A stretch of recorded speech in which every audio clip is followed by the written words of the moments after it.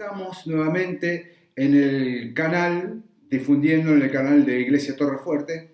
Bueno, no es un canal, pero es mi casa, ¿sí? Es nuestro estudio, aquí estamos. Queridos hermanos, bueno, estamos en un tiempo donde se avecina la gran celebración maravillosa de la Pascua para todos los cristianos en todo el mundo, ¿sí? Vamos a leer en esta tarde el capítulo 22 del Evangelio de Lucas. Vamos a encontrar a este médico amado, como le decía el apóstol Pablo. Lucas escribió el Evangelio y también escribió el libro de los Hechos. Leemos entonces lo siguiente. Estaba cerca la fiesta de los panes sin levadura, que se llama la Pascua. ¿Sí? Estoy leyendo capítulo 22 de Lucas. El versículo 2 dice, los principales sacerdotes y los escribas buscaban cómo matarle, es decir, a Jesús, ¿verdad? Porque temían al pueblo. Por un lado temían al pueblo, por otro lado estaban buscando algo. Dice el versículo 3, y entró Satanás en Judas, por sobrenombre Iscariote, el cual era uno del número de los 12. Y este fue y habló con los principales sacerdotes y con los jefes de la guardia de cómo se lo entregaría. Dice el versículo 5 y 6, ellos se alegraron, dice, y se convinieron en darle dinero. Y él se comprometió y buscaba una oportunidad para entregárselo a espaldas del pueblo. Vemos entonces el detalle claro de Lucas. También está en los otros evangelios si lo querés buscar, pero está más entrecortado. Acá vemos como todo un núcleo, toda una escritura. Ahora Lucas y dice claramente lo que sentía Judas, aquel que lo traicionó, que en definitiva fue uno de los 12, era un hombre que estaba dentro del grupo de los discípulos, un hombre talentoso, capacitado como los demás, pero algo pasó en él, ¿viste? Algún proceso psicológico en su corazón, algo que no estaba bien acomodado en su vida, lo hizo llevar a hacer esto. Claro, indudablemente, por supuesto que las escrituras hablaban de que alguien lo iba a traicionar, y una traición siempre es de alguien bien cercano, nunca es de afuera, ¿no? Sino que alguien que te conoce. Muy bien, acá entonces encontramos lo sucedido, lo que se estaba perpetrando en medio del poder de las tinieblas, ¿sí? Vamos más adelante, dice el versículo 7, llegó el día de los panes sin levadura, en el cual era necesario sacrificar el cordero de la Pascua. Qué rico, ¿eh? Entre paréntesis, ¿no? Bueno, y Jesús envió a Pedro y a Juan diciendo, id, vayan, prepararnos la Pascua para que la comamos. Y ellos le dijeron, ¿dónde quieren que la preparemos? Él les dijo, he aquí, al entrar a la ciudad os saldrá al encuentro un hombre que lleva un cántaro de agua. Seguidle hasta la casa donde entrare. Y decidle al padre de la familia de esa casa, el maestro te dice, ¿dónde está el aposento donde he de comer la Pascua con mis discípulos? Versículo 12 dice, entonces él os mostrará un gran aposento alto, ya dispuesto, preparad allí. Fueron pues y hallaron como les había dicho y prepararon la Pascua. Bueno, encontramos acá entonces que estos días previos ya se estaba preparando toda la gente, todas las familias. Había un gran bullicio, una gran algarabía, porque la gente celebraba la Pascua, aquella Pascua histórica donde Israel había salido de Egipto, donde todos habían salido de allá, donde el Señor los liberó. Realmente, bueno, estuvieron en el desierto mucho tiempo, pero después se establecieron en la famosa zona de Canaán, donde encontramos nosotros a través de la historia la antigua Palestina, lo que es hoy Israel. Encontramos entonces muy bien que estaban todos celebrando, ¿sí?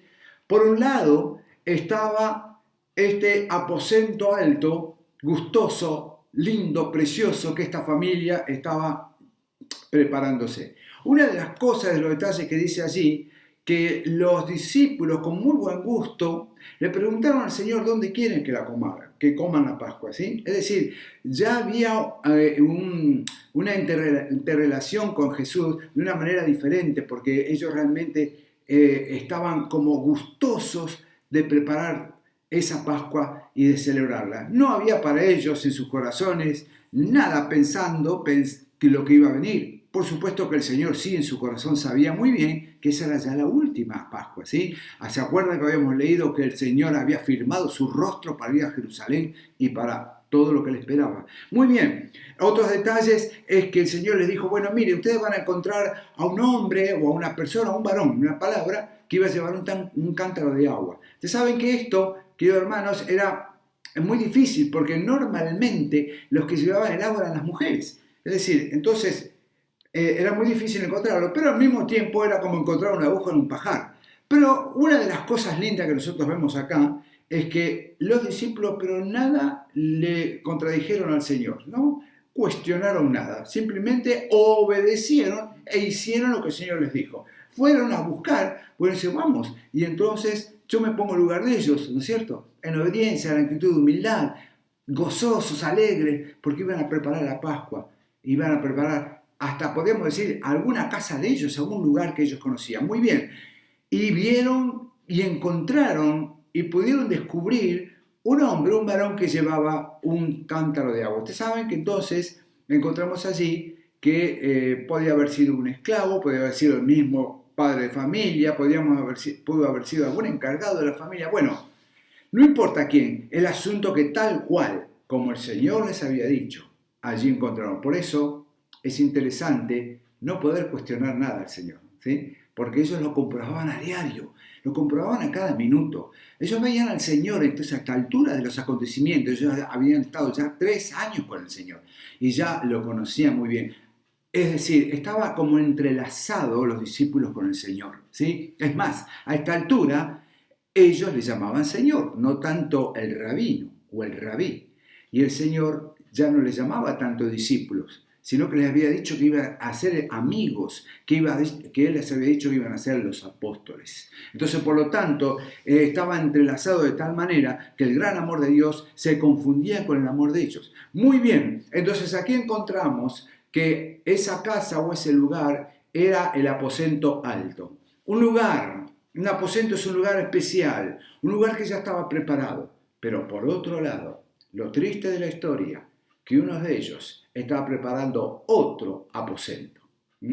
Aposento negro, lúgubre, un aposento en el cual le dio lugar al enemigo de Dios y al enemigo del hombre, que es Satanás, el principal mentiroso, y aquel que buscaba él verdaderamente que la salvación no se produjera para los hombres, porque sabía muy bien que Jesucristo hablaba de esto, de la salvación, y hablaba de la entrega, pero tampoco Satanás sabía todas las cosas. Él no era omnisciente, no confundir. Único omnisciente es Jesús, no Satanás. Entonces, por lo tanto, no sabía nada que por la muerte de Jesús iba a venir la salvación y la última dispensación de Dios preparada para todos los hombres. Entonces, allí estamos, ¿sí? Con 2 posturas y también con 2 situaciones. ¿Cuál sería la que podemos elegir? Este era un hombre, Judas. Uno cuando piensa en este hombre tan capacitado, tan talentoso, ¿no? ¿Cómo hubiese sido distinto la historia si este hombre realmente se hubiese arrepentido delante del Señor? ¿Sabe qué? Tuvo muchísimas oportunidades de arrepentimiento. Dudas, y dudas podemos tenerlas hoy también. Cada uno de nosotros podemos estar con ciertas dudas. ¿Es un pecado tener dudas? No, por supuesto que no.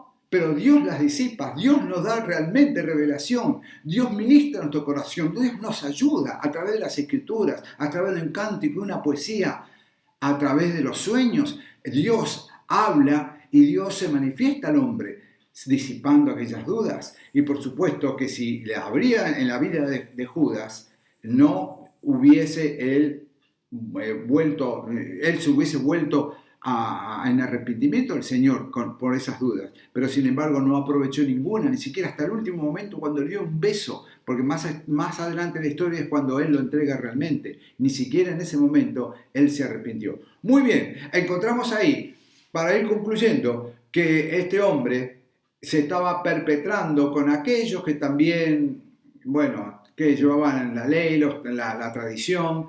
Se entiende que Judas era muy avaro, se entiende que Judas iba detrás del dinero y por lo tanto acordó un precio para que en ese aposento negro se cumpliese lo que después se iba a cumplir. Muy bien, querido amigo y hermano, nosotros también podemos reflexionar en profundidad qué es para nosotros la Pascua.